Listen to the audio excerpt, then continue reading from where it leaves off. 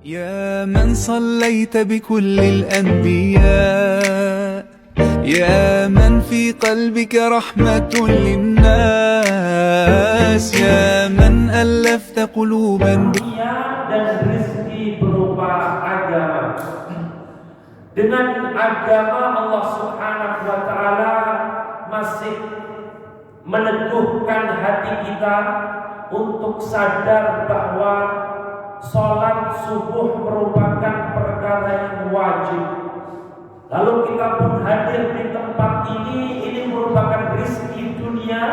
Allah berikan kesehatan kepada kita, kemampuan kepada kita, yang dengan keduanya kita berusaha untuk meraih rahmat Allah Subhanahu wa taala. Yang mudah-mudahan ini bentuk rasa syukur kita kepada Allah. Yang dikaji adalah ilmu-ilmu berkaitan dengan Islam. Mereka ada di sana, apa kata Rasul? Illa nazalat alaihimus sakinah, kecuali akan turun kepada mereka sakinah, ketenangan. Masya Allah. Dan banyak di majelis ilmu orang yang merasa tenang. Apalagi ba'da subuh, tenang, tidak terdengar suaranya. Illa nazalat alaihimus sakinah wa ghasiyatuhumur rahmah, dan diliputi rahmat Allah Subhanahu wa taala. Wa haffathumul malaikah, dan dinaungi oleh sayap-sayap malaikat. Kita tidak tahu malaikat seperti apa bentuknya, tetapi kita harus yakin karena ini hadis sahih dari Nabi Shallallahu Alaihi Wasallam, dan Rasul tidak mengucapkan sesuatu melainkan benar, kecuali akan dinaungi oleh sayap-sayap malaikat. Wa dzakarahumullahu fi man indah, dan Allah akan sebut namanya di sisi makhluknya yang mulia di langit. Jadi jamaah yang dirahmati Allah, semoga keutamaan fadilah yang 4 tadi bisa kita dapatkan, kita hadir di tempat ini. Lebih daripada itu kita faham, lalu kita ajarkan kepada keluarga kita dan kerabat kita. Jamaah yang dirahmati Allah Subhanahu wa taala, dan tentu rasa syukur juga hari ini kita telah disampaikan pada tanggal berapa Bapak Ibu dari bulan Dzulhijjah. Ini kadang-kadang lupa ini. Lebarannya ingat. Insya Allah kita lebaran sama Bapak Ibu ya. Hari Senin Insya Allah. Berarti 20 ke atas. Sudah masuk kepada 20 ke atas. Begitu Pak? 23.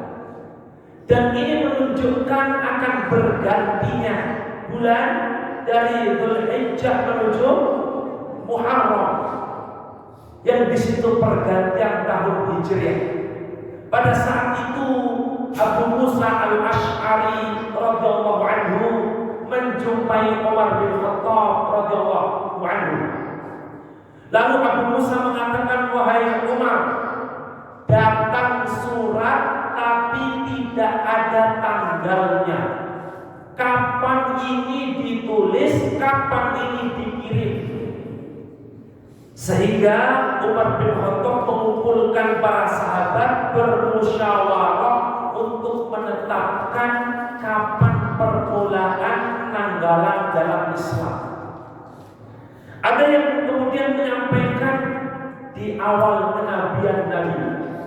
Ada yang mengatakan ketika ataupun Nabi Shallallahu Alaihi Wasallam lahir, dimulai dari itu.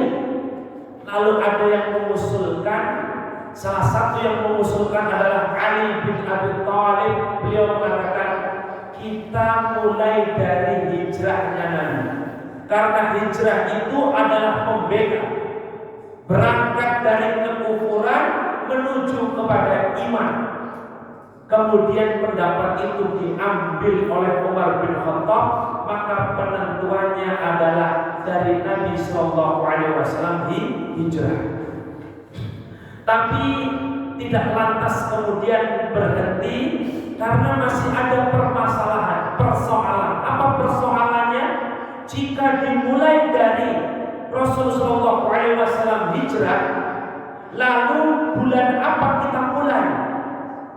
bulannya sekarang.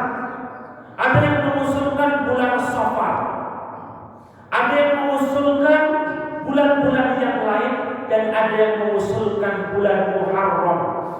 Alasannya karena Muharram merupakan bulan haram di mana seorang tidak boleh berperang. Dan Umar menambahkan mengambil pendapat bulan Muharram karena di situ jamaah haji mulai pulang. Dzulhijjah jamaah haji mulai pulang dan akhirnya sampai bulan Muharram. Seperti pada saat ini jamaah haji sudah mulai pulang ke tempat masing-masing dan di tempat kita mulai pulang ke tanah air kita. Jamaah yang dirahmati Allah, maka ditetapkan permulaan bulan-bulan Muharram, kemudian permulaan tahun yaitu Hijri, Rasulullah SAW hijrah. Oleh karenanya bagaimana kita mengkaji hijrahnya Nabi Sallallahu Alaihi Wasallam? Tentu hijrahnya Nabi Sallallahu Alaihi Wasallam memiliki dampak yang luar biasa. Rasulullah Sallallahu Alaihi Wasallam membangun komunitas yang baik, membangun komunitas yang bertauhid kepada Allah Subhanahu Wa Taala. Tapi ketika kita membahas hijrahnya Nabi, tidak lantas Nabi keluar malam-malam bersama Abu Bakar menuju Yathrib yang hari ini kita kenal dengan kota Madinah. Namun jauh daripada itu, Rasulullah SAW telah mempersiapkan, karena tidak mungkin hijrah ke sana lantas diterima oleh masyarakatnya. Seperti Rasul mendapatkan amul hazni, tahun kesedihan, meninggal mamanya, meninggal istrinya. Sedih Nabi Sallallahu Alaihi Wasallam, maka Nabi pun berdakwah ditolak di orang-orang Mekah. Nabi Sallallahu Alaihi Wasallam mencoba untuk menawarkan Islam di luar Mekah. Salah satu tempat tujuannya adalah Taif. Mana Bapak Ibu? Taif. Rasulullah Sallallahu Alaihi Wasallam berjalan bersama Zaid bin Harithah menuju Taif dalam jarak yang sangat jauh. Jarak yang sangat jauh Rasulullah Sallallahu Alaihi Wasallam menempuh ke tempat tersebut, lalu tinggal di Taif selama 10 hari kurang lebih mendakwahkan Islam. Akhirnya apa yang terjadi? Pemuka-pemuka Taif mengumpulkan budak-budaknya dan masyarakatnya untuk mengepung Nabi dan melempari batu. Ini Rasul datang ke Taif tanpa mempersiapkan terlebih dahulu siapa yang akan mendengarkan dakwah beliau. Akhirnya Rasul SAW melempari batu, lari kurang lebih sejauh 3 mil menuju sebuah kebun. Lalu Rasulullah SAW berteduh di sana. Sehingga jemaah yang dirahmati Allah, Rasulullah SAW hijrah ke Madinah sebelumnya telah mempersiapkan orang-orang yang hebat. Dimulai dari Nabi menawarkan kepada kabilah-kabilah, tapi kabilah itu tidak mau menerima dari dakwah Nabi Sallallahu Alaihi Wasallam. Namun ada kesempatan yang luar biasa. Kesempatan itu yang tidak disia-siakan oleh Rasulullah Sallallahu Alaihi Wasallam di tahun ke-11 kenabian. Nabi dakwah di Mekah berapa tahun Bapak Ibu? Dakwah di Mekah kurang lebih 13 tahun. Dakwah di Madinah kurang lebih 10 tahun.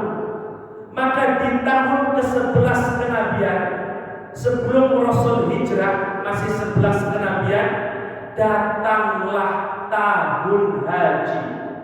Karena haji ini bukan hanya syariat Islam, tapi haji ini syariat umat-umat sebelum Nabi. Jeleknya orang-orang Quraisy atau orang-orang musyrik secara umum, ketika haji mereka tawaf. Tawaf itu dalam keadaan oryanan, telanjang bulan. Waliyahulillah. Ini yang dilakukan orang-orang musyrik. Laki-laki perempuan melakukan hal yang seperti itu. Hal yang tidak senonoh di Baitullah, ditambah lagi di sana ada berhala-berhala. Nabi Shallallahu Alaihi Wasallam memanfaatkan kesempatan yang berharga, bukan untuk haji. Nabi hajinya itu setelah hijrah. Hajinya dari Madinah ke Mekah. Jadi kalau Nabi masih di Mekah, belum sempat haji. Orang-orang berhaji, beliau Rasul Shallallahu Alaihi Wasallam memanfaatkan kesempatan untuk menawarkan Islam. Jemaah yang dirahmati Allah Subhanahu Wa Taala, Nabi Shallallahu Alaihi Wasallam keluar bersama Abu Bakar dan bersama Ali radhiyallahu anhu. Keluar di malam hari, lalu Nabi melewati kemah-kemah sampai pada sebuah celah batu. Di malam hari Nabi mendengar ada obrolan manusia, ada obrolan orang-orang, dan Nabi datang. Lalu Nabi Shallallahu Alaihi Wasallam mengatakan, bolehkah aku bergabung dengan kalian? Mereka mengatakan, silahkan bergabung bersama kami. Siapakah mereka? Karena kita belajar tarikh sejarah sirah Nabi, mereka adalah As'ad bin Zurarah, seorang dari Yathrib, yaitu Madinah.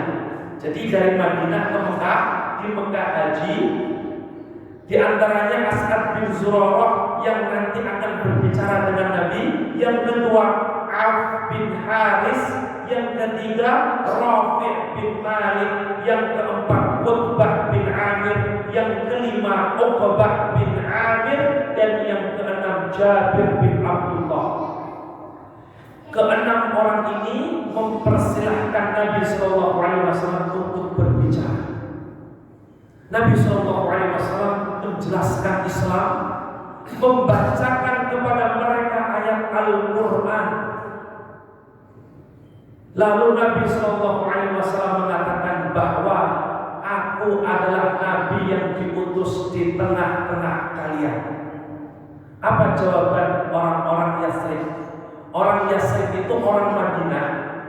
Yang orang Madinah ini bukanlah orang Yahudi, karena di Madinah itu ada orang Yahudi. Yang Yahudi ini tidak akur dengan orang-orang atau bangsa asli, penduduk asli Madinah.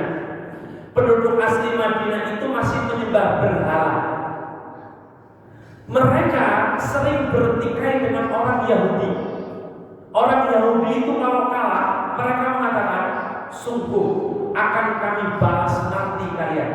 Akan datang Nabi di akhir zaman yang itu akan membela kami, dan kami akan memerangi kalian bersama Nabi tersebut. Jadi orang Yahudi menakut-nakuti orang musyrik. Tapi upaya untuk menakut-nakuti itu ternyata berbuah luar biasa. Rasulullah SAW menawarkan kepada mereka, ternyata mereka langsung teringat perkataan ketika bertikai dengan orang Yahudi. Mereka bergumam dan mengatakan kepada yang lain, mungkin ini Nabi yang telah dijanjikan oleh Allah sebagaimana yang dikatakan oleh orang-orang Yahudi. Fala nasbiqannakum ilaihi, maka kami benar-benar tidak akan menyia-nyiakan ini, akan segera untuk beriman kepadanya, jangan didahului oleh orang-orang Yahudi. Masya Allah ini. Jadi orang Yahudi bikin makar, tapi ternyata senjatanya kena mereka sendiri. 6 orang ini lantas beriman kepada Nabi Sallallahu Alaihi Wasallam. kemudian mereka pulang ke negerinya, ke kotanya yaitu Yasrib, yang hari ini kita sebut sebagai Madinah. Berarti sudah ada orang yang beriman berapa? 6 orang menuju Yasrib. Ini persiapan Nabi. Di tahun keberapa tadi Bapak Ibu? Tahun ke-11 kenabian. Nabi hijrah itu tahun ke-14 kenabian. 3 tahun setelah itu. Baik jemaah yang dirahmati Allah Subhanahu wa taala, dan di tahun itu pula Nabi menikah dengan ibunda kaum mukminin yaitu Aisyah radhiyallahu anha. Jadi menikahnya Nabi dengan Aisyah setelah ditinggal meninggal oleh Khadijah. Setelah itu Nabi mendapatkan tasliyah. Apa tasliyah? Hiburan namanya Isra Mi'raj. Jadi kalau bahasa kita jalan-jalan, ada rekreasi, tapi rekreasinya penuh makna. Maka kita kalau rekreasi dianjurkan tidak hanya sekedar kita senang. Kalau anak muda sekarang bilangnya healing, dia cuma sekedar jalan-jalan tidak mendapatkan faidah. Bagaimana dia mentafakuri tadabbur alam, dan Rasul melakukan perjalanan, diperjalankan dari Mekah ke Bait ke Masjidil Aqsa, dari Masjidil Aqsa ke Sidratul Muntaha. Ini Nabi SAW dalam kurun waktu tidak mencapai 1 malam tadi untuk mendapatkan syariat sholat. Jadi syariat sholat 5 waktu itu diwajibkan kepada kaum muslimin di tahun berapa Bapak Ibu? Tahun ke-11. Karena Nabi melaksanakan sholat 5 waktu di Mekah hanya 3 tahun. Setelah itu diperintahkan untuk hijrah ke Yasrib atau Madinah. Jemaah yang dirahmati Allah Subhanahu wa taala, berkaitan dengan Isra Mi'raj kita lewati karena pembahasan kita berkaitan dengan hijrah. Berikutnya ada Bai'ah Al-Aqabah Al-Ula, Bai'ah Aqabah yang pertama. Orang-orang Yasrib 6 orang itu sudah pulang. Di tahun berikutnya orang-orang pun haji kembali. Orang Madinah pun ada yang berangkat pergi haji.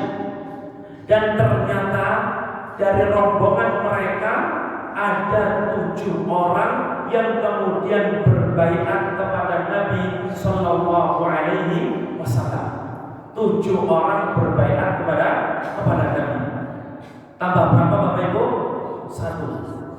Jemaah yang dirahmati Allah Subhanahu wa taala, setelah mereka pulang 7 orang ini, Rasul Sallallahu Alaihi Wasallam mengutus sahabat yang mulia untuk mengajarkan Islam ke Yasrib.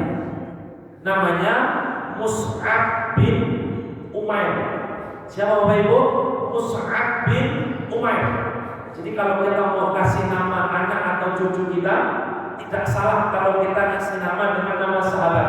Namanya siapa? Mus'ab bin Umair, seorang sahabat yang ahli di dalam menyusun kata-kata. Beliau diutus oleh Nabi untuk berdakwah di Yasrib, di Madinah.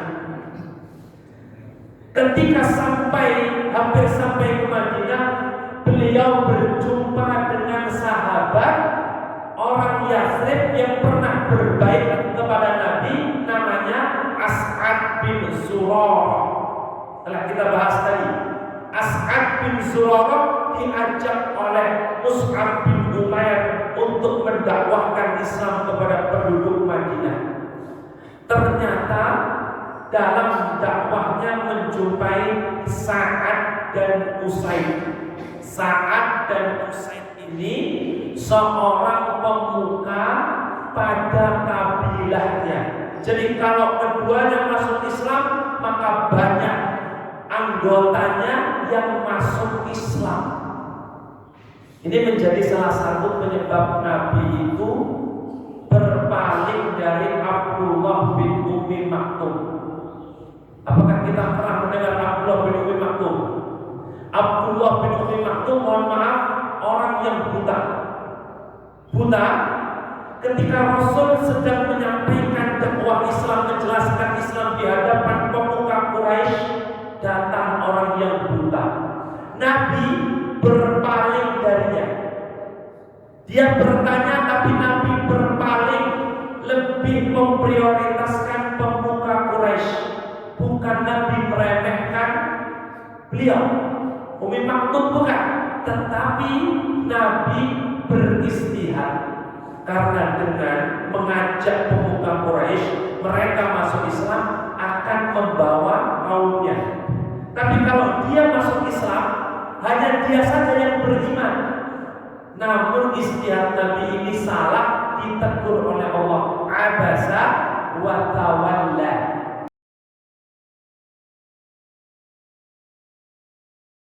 Tidak bisa.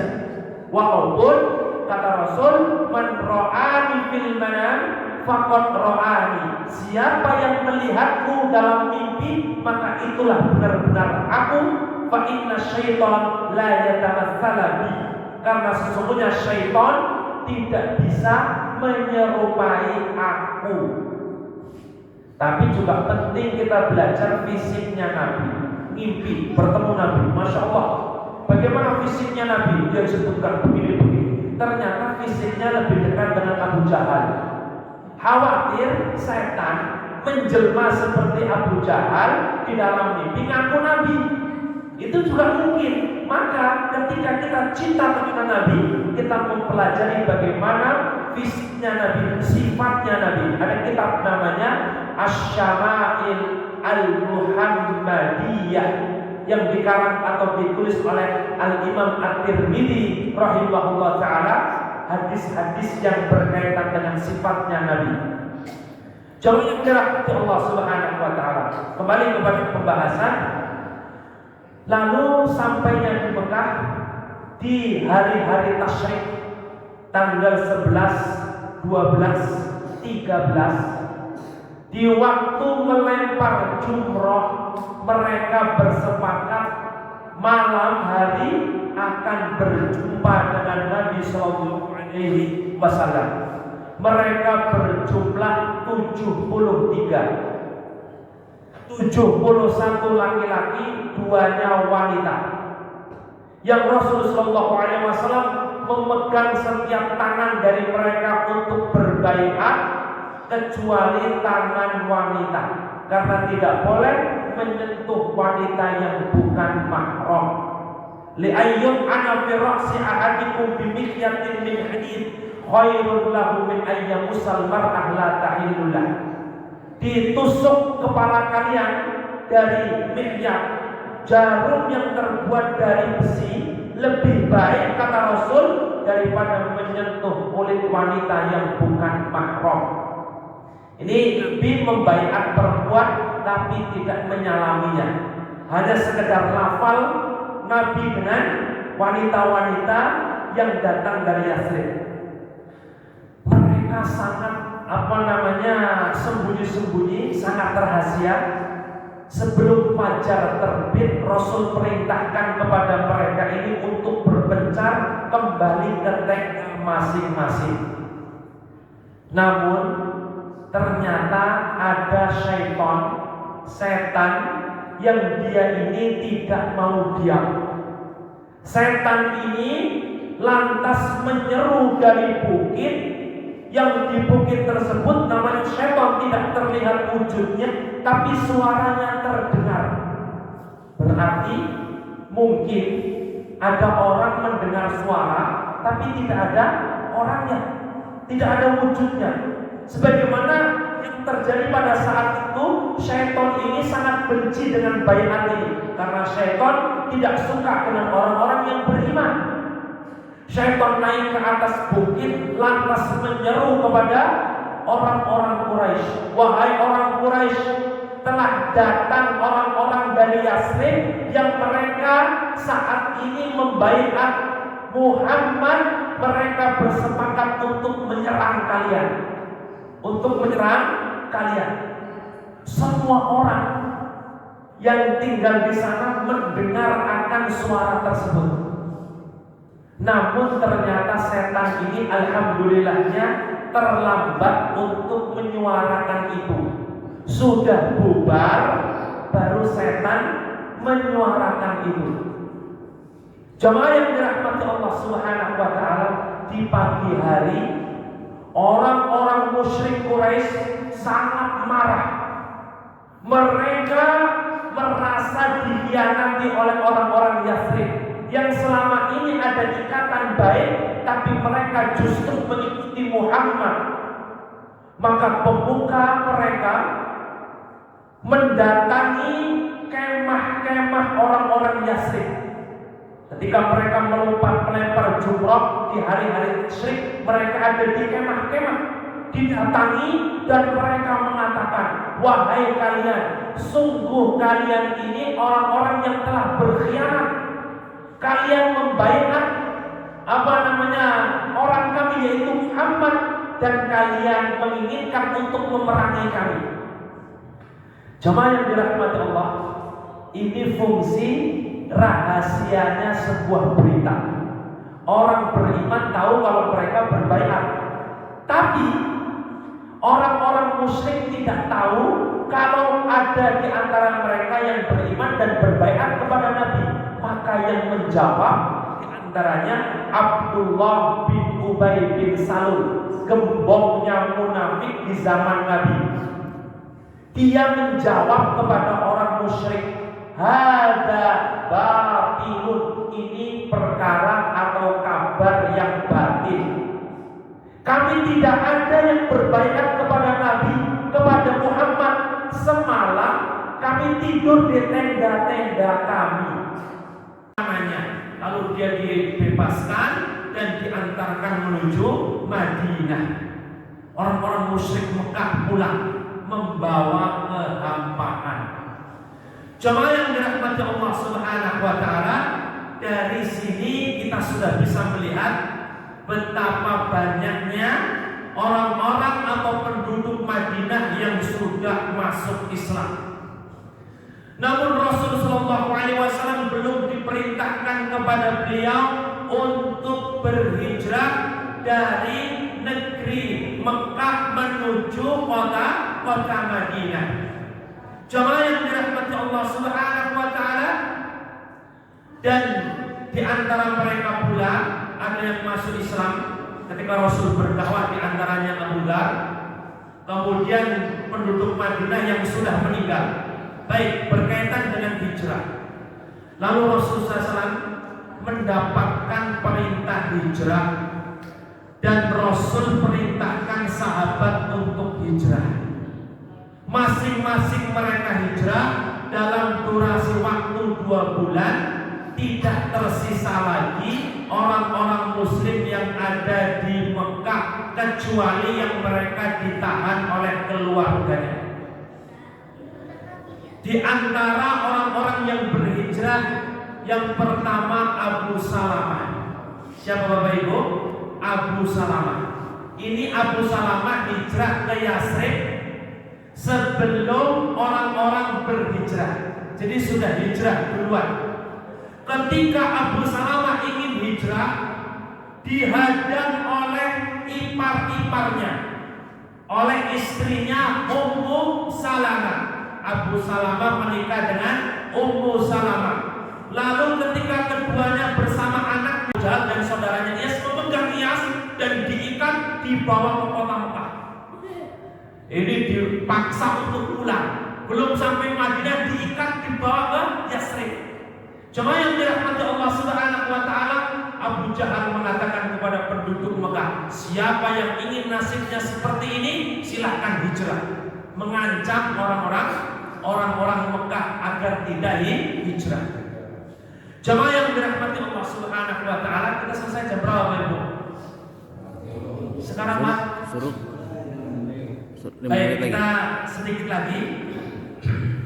Setelah Rasulullah SAW memberikan kepada para sahabat untuk hijrah, Rasul tidak hijrah, dan di sana tinggal tersisa yang siap untuk hijrah Rasul, Abu Bakar dan Ali.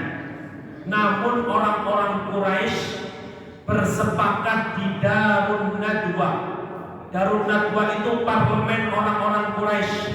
Mereka bersepakat untuk mengundang utusan